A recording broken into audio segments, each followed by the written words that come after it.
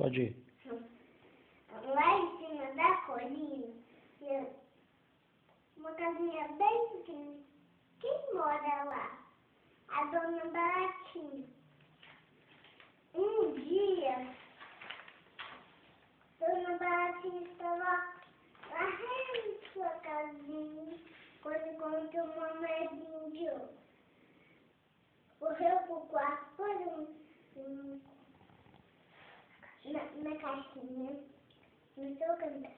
Quem quer casar com a dona Baratinha, que tem fita no cabelo e dinheiro na caixinha.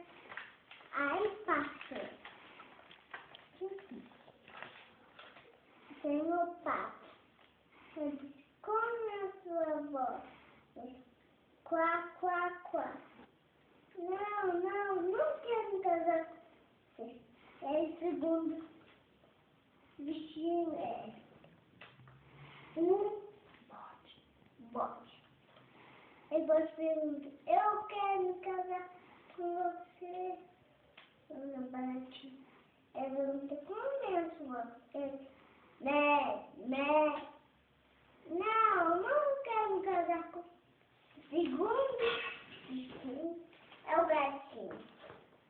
A dona Baratinha perguntou, como é a sua voz? Não quero casar com... Cadê o coisa? Agora é o rato. O rato fala baixinho.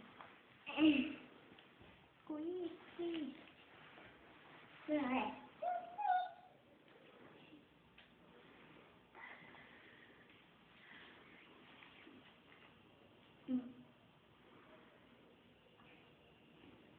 E o segundo bichinho foi o sapo. E ele disse, eu quero me casar com você, dona Baratinha. Ele disse, como é a sua voz? Eu disse, ui.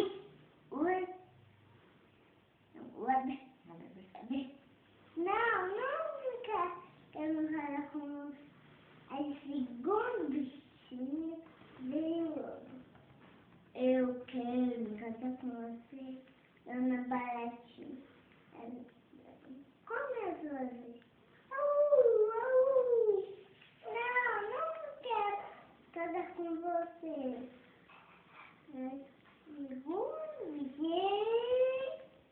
É o cavalo. Como você faz essa camisa? É o cavalo. Olha lá.